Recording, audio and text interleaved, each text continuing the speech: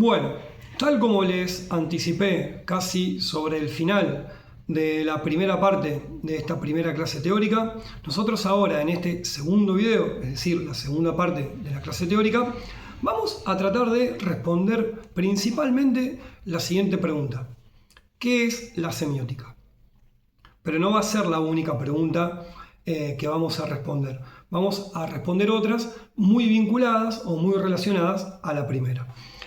Pero comencemos con lo ya dicho. ¿Qué es la semiótica? Bueno, la semiótica se podría definir de diferentes maneras, pero principalmente podemos decir que es una disciplina y no una ciencia.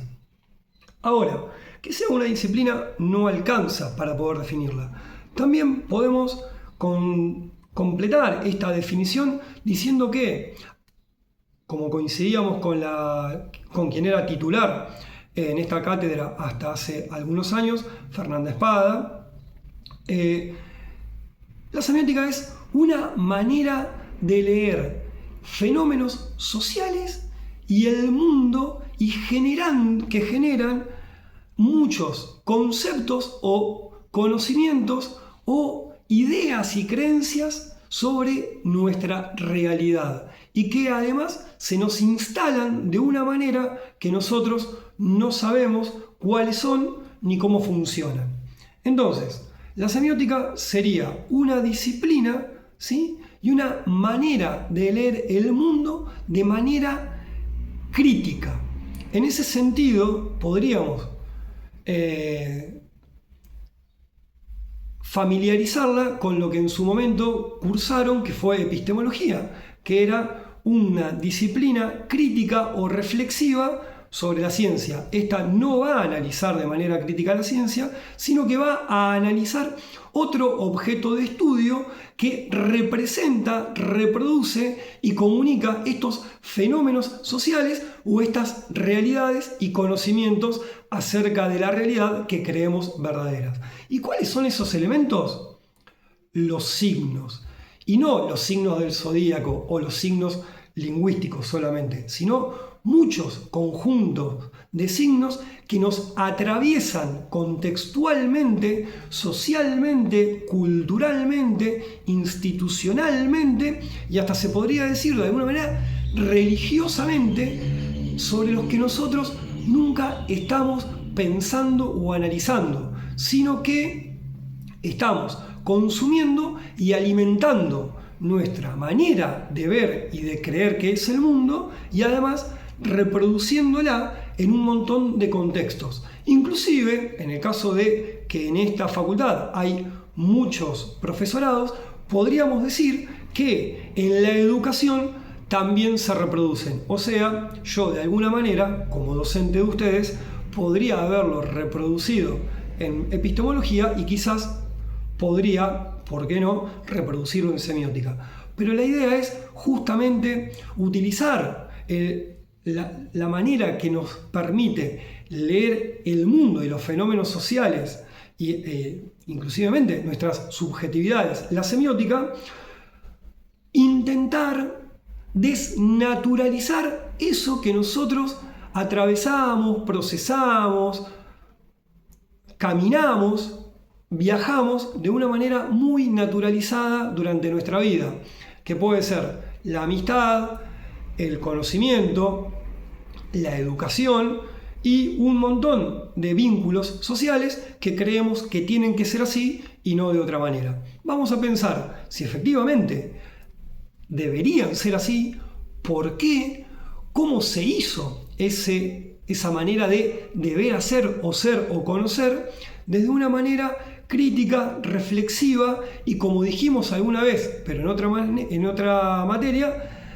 de desnaturalizarla para saber por qué existe y por qué se sigue reproduciendo, aunque nosotros veamos que otros u otras lo hagan y no nosotros o nosotras. Pero vamos por parte.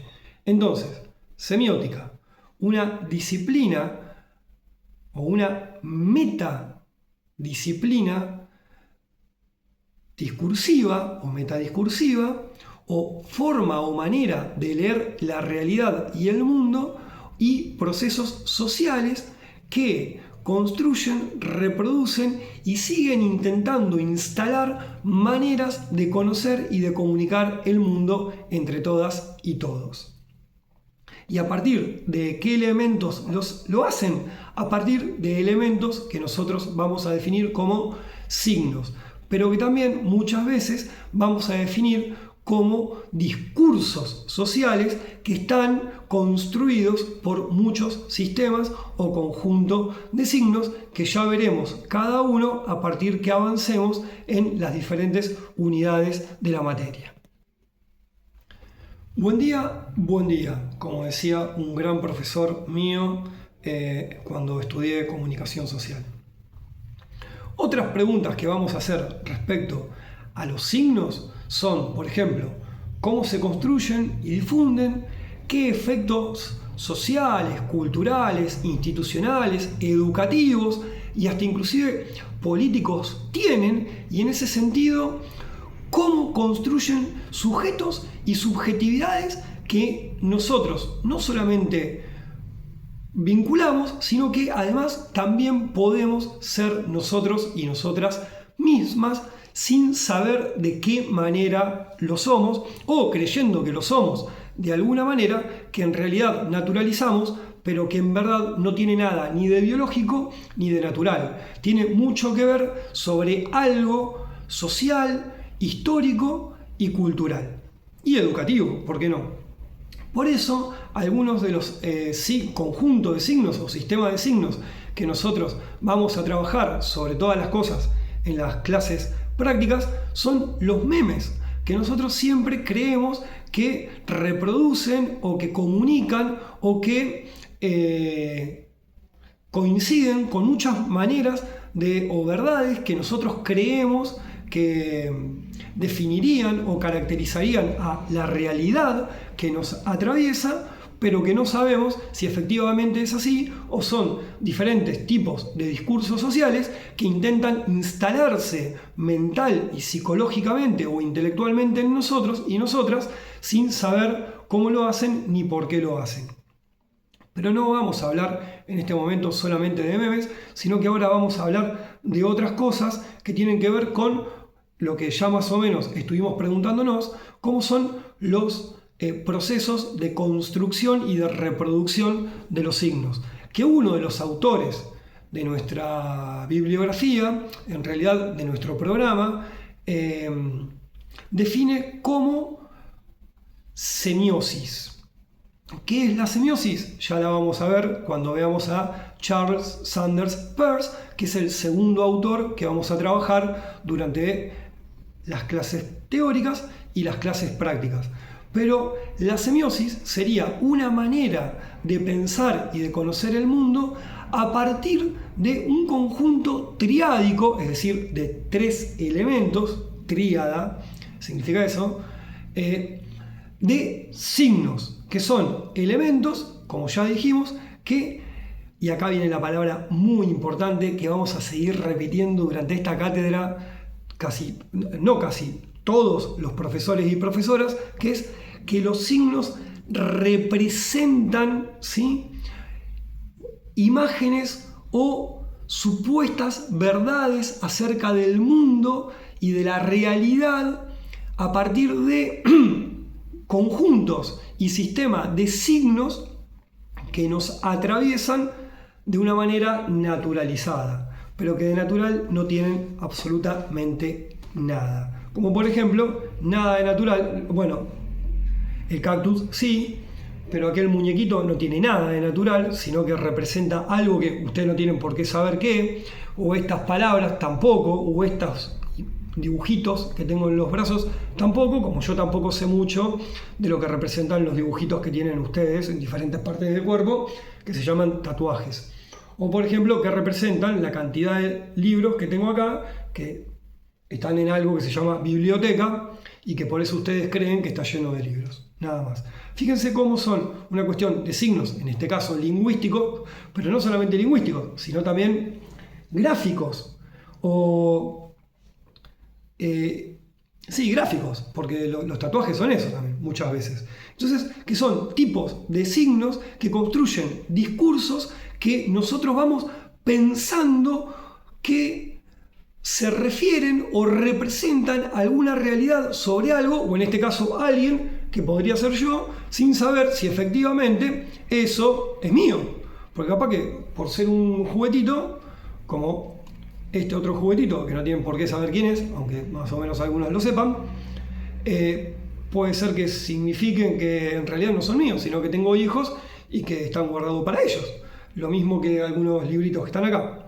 Pero bueno, son cosas que uno ve o escucha que les hace pensar o referir o representar algún tipo de idea que se puede tener sobre algo que se ve, se escucha, se piensa o se siente. Es decir, algo que nos haga significar otra cosa. Eso sería una suerte de lo que luego veremos con otras definiciones de semiosis y de funciones que tienen los signos que, sin saber por qué, nos atraviesan cotidianamente. Es como la siguiente pregunta. ¿Ustedes en algún momento del día dejan de pensar? ¿Dejan de tener alguna idea? ¿Dejan de repetirla, de reproducirla? De, no sé, de estar acostumbrados o acostumbradas a hacerlo. ¿Qué ven en las redes sociales? ¿Qué consumen en las redes sociales? En WhatsApp, ¿no consumen un montón de stickers, de emojis, de memes, de reels, de TikTok, de etcétera, etcétera, etcétera, que no saben por qué se reproducen? ¿O por qué en otra época se reproducía tanto o se consumía tanto televisión, cine, series, que ahora se hacen en aplicaciones que están en nuestros medios de comunicación y que pagamos? No lo sabemos. No por algo natural, sino por algo histórico, cultural y social que nos atraviesa y que consumimos de manera natural. Entonces, con la semiótica vamos a tratar de desnaturalizar todos esos procesos de semiosis o de discursos sociales que intentan alimentar un supuesto conocimiento acerca de la realidad y el mundo que luego nosotros tratamos de reproducir y que efectivamente, sin saber por qué, reproducimos. Por lo tanto, vamos a seguir tratando de, y sigo con la palabra tratando, intentando focalizar a la semiosis en un modo de reflexionar crítica y desnaturalizadamente lo que es el conocimiento que adquirimos sobre el mundo y además lo seguimos reproduciendo para sostenerlo e imponerlo. ¿Cómo funcionan los signos? Lo vamos a seguir trabajando también durante todas las unidades de la cátedra. Unidad 1, unidad 2, unidad 3 y unidad 4, si es que podemos con suerte llegar a la unidad 4, ya que va a ser dentro de algunos meses. Pero nosotros podríamos dar algunos ejemplos sobre algunas cuestiones que nos hacen pensar, deducir, inferir objetos o elementos o supuestos conocimientos o ideas sobre la realidad y la verdad que nos atraviesa y que vivimos diariamente. ¿Cuáles podrían ser esos ejemplos? Bueno, esos ejemplos son los que yo dije recién respecto a elementos que no sabemos qué son, pero que manifiestan algo que está, en este caso, a la distancia, porque estoy como a 300 kilómetros de ustedes, que les podría hacer pensar que a este tipo le gusta determinada cosa, o este tipo está consumiendo determinada otra cosa, o este tipo capaz que tiene hijos y por eso tiene muñequitos, o este tipo es inmaduro y por eso consume muñequitos, o se tatúa muñequitos de menta granizada. Bueno, ven esto y dicen, mira, a este le gusta la menta granizada, algo que muchos confunden con dentífrico, pero que no es dentífrico. También los signos entonces representan objetos que no se tienen presente, es decir, que uno nunca ha visto personalmente, como por ejemplo, si yo dijera la palabra París ¿En qué están pensando? Bueno, seguramente en Francia. ¿Y por qué pensarían en Francia? Porque lo han aprendido en algún texto, o en algún manual, o en algún video. No necesariamente viajando a Francia como algunos o algunas lo pudieron afortunadamente hacer. Ahora, ¿qué les hace creer que la Torre Eiffel entonces existe en Francia? Bueno, haberlo consumido durante mucho tiempo o creer que existe desde hace mucho más de 100 años. Bueno, entonces ahí podemos darnos cuenta que hay un montón de cosas, ¿sí?, que nosotros consumimos, o en libros, o en imágenes, o en cuadros, o en series, o no sé, vamos a suponer en Juegos Olímpicos, o en libros de historia, en la escuela, en un montón de lugares que nos hacen creer que es verdad la existencia de Francia. Aunque sabemos que es verdad porque Francia existe. Lo sé porque tuve la suerte de hace algunos años ir. Pero no por eso, sino que ya pensaba que existía y por eso entonces saqué pasaje para poder ir. Si no, no los hubiese sacado. Pero los signos, además, también representan o manifiestan o nos hacen creer o pensar que existen un montón de objetos abstractos. Es decir, que nosotros sentimos de una manera más que nada de creencias o de sugerencias o de cuestiones que se vienen reproduciendo hace siglos en una de esas que nosotros nunca pudimos ver en vivo y en directo, sino que simplemente hemos leído, nos han hablado, hemos conocido de alguna manera o de otra. Por ejemplo, y disculpen el ejemplo que voy a poner, sobre todo porque como ya algunos de ustedes que me tuvieron, lamentablemente, como les dije, en epistemología, lamentablemente para ustedes, en epistemología, lo he dicho, yo, a pesar de estar bautizado, soy ateo. Es decir, tengo la supuesta creencia que Dios no existe. Pero ahora yo me voy a poner a pensar en mí mismo. Si Dios no existiera, ¿por qué existe el Vaticano? Si Dios no existiera, ¿por qué hay tantas políticas, tantas creencias, tantas ideologías que se construyen a partir de algún tipo de religión que le da vida de alguna manera a Dios y que dice que nosotros vivimos gracias a la existencia y creación divina? ¿Puedo creer que Dios no existe porque nunca lo vi cruzar la calle? Pero que existan tantos millones de personas durante tantos siglos significa que de alguna manera, al menos como idea abstracta e ideológica y filosófica y política, Dios sí existe. ¿O acaso hasta no hace mucho no tuvimos un político argentino llamado Bergoglio, pero que se conoció como Papa Francisco, que fue presidente del Vaticano y por lo tanto el principal jefe de Estado de una religión como la católica? Y que de alguna manera hasta los ateos hemos lamentado su fallecimiento.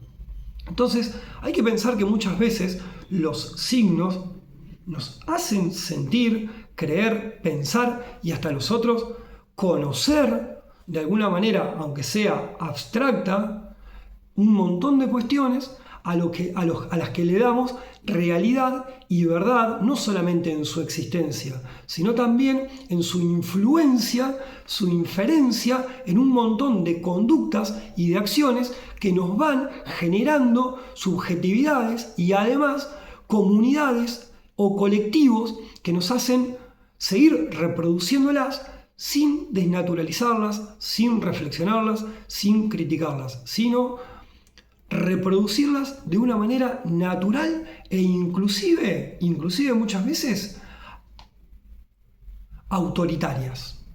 Y no estoy hablando solamente de la religión con esto, porque puedo ser ateo, pero voy a respetar las creencias y las formas de vida de un montón de ustedes que quizás sí lo son y que están en todo su derecho de serlo. En lo que no estamos con derecho a hacer es en ser violentos, ser agresivos, como no solamente una religión lo puede ser, sino, por ejemplo, también un montón de partidos políticos, aunque tengan algún nombre referido a la libertad. Pero no voy a hacer referencias a cuestiones políticas, porque eso vamos a tratar de analizarlo desde el punto de vista de cómo influyen los discursos sociales en determinados contextos y que se siguen reproduciendo en determinadas culturas y que afectan derechos o voluntades o formas de vida a partir de discursos y signos que intentan imponerse a partir sobre o a partir de, por ejemplo, las redes sociales. Por eso vamos a analizar un conjunto bastante importante de memes, pero no solamente políticos, sino también culturales e ideológicos. Pero no importa, me tomo un mate para así descanso un poco la garganta.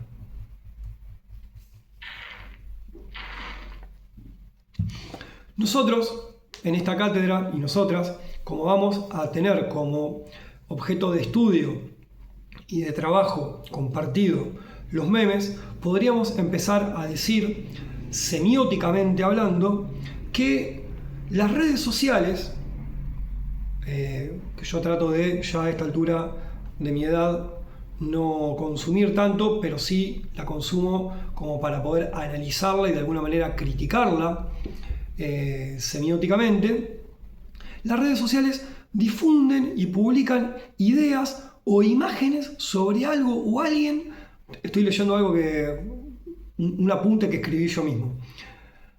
Las redes difunden y publican ideas o imágenes sobre algo o alguien que nos producen ideas, pensamientos, creencias, sentidos o significados sobre algo o alguien a quienes quieren representar y que nos imponen a nosotros o nos van alimentando a nosotros en la misma acción de representarlo, sin saber si efectivamente son lo que representan o quieren ser lo que representan, pero intentan imponerlo. Es como que yo les pregunte, ¿y ustedes cómo saben que yo soy profesor? ¿Dónde vieron mis títulos? ¿Cuándo fueron testigos de mi formación? ¿Vieron algún concurso mío? ¿O yo puedo, o ustedes pueden confiar en que lo que yo estoy diciendo efectivamente lo creo y lo defiendo? Y quiero utilizarlo como una manera de educarlos para que ustedes puedan tener una reflexión crítica, reflexiva sobre lo social, lo político y uno o una misma, o estoy tratando de imponerles una manera de pensar el mundo y de conocerlo porque yo quiero. Bueno, créanme que no trato de hacer lo último, sino que trato de hacerlo primero, pero es una manera también de poder inferir algún tipo de pensamiento, de interrogante o de problematización en ustedes mismos que forma parte de lo que sería una disciplina reflexiva y crítica como la semiótica, que intenta pensar o desnaturalizar procesos sociales que imponen cuestiones en otros u otras, ¿sí? Y que tratemos entonces de discutirlas para generar algún tipo de libertad o de derecho o de manera de pensar el mundo y disfrutarlo un poco más y mejor para que otros y otras también puedan disfrutarlo y conocerlo mejor que hoy y que eso persista en nuestras generaciones. Tocaron el timbre, esperen. Bueno, les pido disculpas. Esto pasa en una clase presencial cuando, por ejemplo, pueden entrar chicos y chicas a pedir un minuto para decir algo del centro de estudiantes y yo les voy a dar permiso. No importa porque me tocaron timbre, es lo de menos. Sigamos con la clase.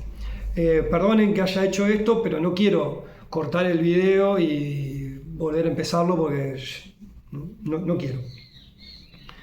Yo lo que les quería decir, entonces, como para repetir lo anterior, que para mí fue hace como 10 minutos, pero para ustedes fue hace un segundo. O sea, en ese sentido, esta remera tiene algún sentido, aunque muchos y muchas de ustedes no lo sepan, pero es como no saber mi tatuaje o no saber quién era este que les dije quién era. Pero bueno, esos son signos que pueden hacerlos a ustedes intuir o pensar o representar que, mirá, a este tipo le gusta tal película. ¿Y por qué? Entonces debe tener no sé cuántos años, o qué sé yo. Fíjense cómo funcionan un montón de signos que pueden definir o caracterizar a algo o a alguien, pero que en definitiva ni sabemos si es verdad. Porque capaz que tengo esta remera porque, no sé, qué sé yo, me gustan los colores, no importa. No se trata de hablar de ejemplos míos, sino de que también hay muchos y muchas de ustedes que quizás lo hacen, pero con otros signos. O esto, seguramente ya saben, aunque no se vean todos, quiénes son los 3 primeros que están. Y no importa quién es este, pero sí importa porque es el más importante de todos. Cuando este no esté más, se terminó el fútbol, ya que no está más este y este.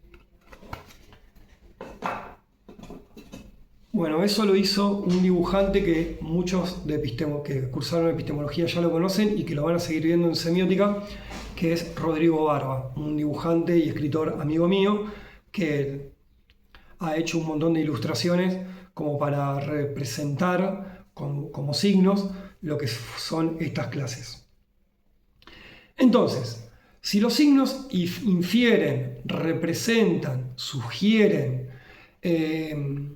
instalan formas o sentido de los objetos y del mundo, podemos decir que los signos, en ese sentido, valga la redundancia, son posibles conocimientos instalados sobre el mundo y sobre los procesos sociales en nosotros y nosotras mismas, a partir de otros sujetos, ¿sí?, que intentan, no de manera autoritaria, sino de manera naturalizada, transferirlo en nosotros, como lo han hecho nuestros padres o madres, o como quizás los hacemos nosotros como amigos, o como docentes, o como posibles madres y padres también, o tíos, o tías, o amigos, amigues, con un montón de maneras de vincularse y de relacionarse socialmente.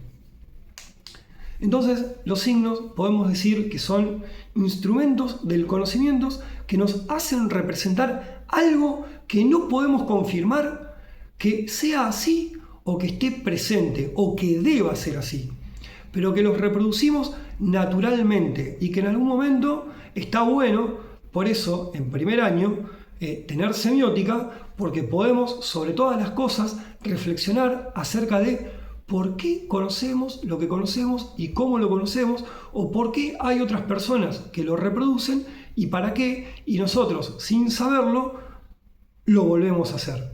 Por ejemplo, en el caso de cómo aprendemos a ser docentes y por qué los docentes son o somos como somos los docentes, entre otras cosas. Como para ir finalizando de alguna manera esta primera clase teórica de lo que es la semiótica, insisto, disciplina que estudia de manera crítica y reflexiva las formas de leer el mundo y los fenómenos sociales, es decir, los signos y discursos que representan el mundo y estos procesos sociales que instalan verdades supuestas acerca del mundo, nosotros podemos ir pensando en que construyen sociedades que también deberían ser desnaturalizadas, tratando de alguna manera y de manera amable y amistosa seguir pensando acerca de por qué existen los discursos que existen, por qué existen los signos que existen y qué están intentando instalar y qué tipo de sujetos y subjetividades están construyendo. Lo vamos a hacer de a poco, lo vamos a hacer parte por parte. la primera parte por la que lo vamos a hacer van a ser el conjunto de signos lingüísticos, es decir, la lengua, o sea, algo que todos y todas nosotros reproducimos constantemente y que no sabemos por qué y cómo la aprendimos, porque la aprendimos de alguna manera abstracta y naturalizada. Ustedes me dicen, sí, pero a mí me dijeron, bueno, pero a mí me dijeron y yo repetí todo lo que me dijeron. Y muchas veces decías cosas que no sabía lo que significaban. E inclusive hasta el día de hoy digo o leo o veo cosas que todavía sigo sin saber qué significan o por qué significan lo que significan. ¿Qué sé yo? ¿Por qué se llama mate esto? ¿Esto tiene forma de mate? Bueno, yo ahora les cuento un secreto. Sí, tiene más forma de mate que los Stanley, porque los Stanley no son calabazas. Pero bueno, no importa, esa es una cuestión mía. Insisto, como siempre he insistido, el mate de té no es mate porque no tiene yerba y no tiene calabaza. Pero ¿de dónde surge? ¿Cómo lo reproducimos? ¿Por qué lo consumimos? Bueno, eso solamente se puede saber y aprender si pensamos y reflexionamos social, cultural e históricamente por qué consumimos mate. O por qué los santafesinos no pronunciamos las S finales. O si yo les digo la palabra liso. ¿Qué es un liso? ¿Qué es algo liso? Cuando yo en Santa Fe digo un liso, ¿qué me trae? ¿Algo liso como esto? O sea, ¿una regla? No. Algunos de ustedes lo saben, pero no todos porque no existe en Entre Ríos. Lamentablemente porque a mí me gusta casi más Entre Ríos que Santa Fe. Pero bueno, le falta el liso. Más allá de eso, más allá que uno puede hacer alguna manera de chiste semiótico con una palabra que en realidad representa a una manera de tomar cerveza en Santa Fe, que es bastante cultural y representativa de ser santafesino. Fíjense cómo tanto el lenguaje como el habla, como una manera discursiva de conocer el mundo e inclusive de defenderlo, me va haciendo vincularme social y amablemente con otra cultura que es la entrerriana, que creo yo es muchas veces mucho mejor que la santafesina. Pero quiero dejar de pensar que estoy tratando de caerles bien, sino de ver que hay un montón de conjuntos de signos y que son elementos sociales y culturales e históricos que van a nosotros mismos haciéndonos una manera de conocer y de reproducir el mundo tal como queremos que sea. En ese sentido, la semiótica va a ser una materia en la que todos y todas los docentes vamos a tratar de trabajar la bibliografía para que a nosotros nos haga y a ustedes les haga pensar de manera crítica y reflexiva acerca de cómo se lee el mundo y qué manera deberíamos tener de leerlo para poder mejorarlo, conocerlo, aprenderlo y reproducirlo de maneras que podrían mejorar ese modo de representar y de conocer el mundo. Hasta acá llega la primera parte, que es introductoria, insisto, propedéutica respecto a qué es la semiótica, qué son los signos, que vamos a seguir viendo a lo largo del cursado durante el resto de estas semanas que nos quedan durante la materia. Que sigan bien, que anden bien. Ya saben que cualquier pregunta o duda que tienen me la pueden hacer por mensaje interno del Moodle, por el correo que ya les di en la presentación de la carrera, de la materia, y que además la semana que viene vamos a tener una clase de consulta a las 15:30 y que yo ya les voy a pasar los links para poder participar en el caso que quieran hacerlo y que la asistencia no es obligatoria. Y por último, lean el programa. Ahí está todo lo más importante que tienen que saber en primer lugar. Chao, hasta la próxima.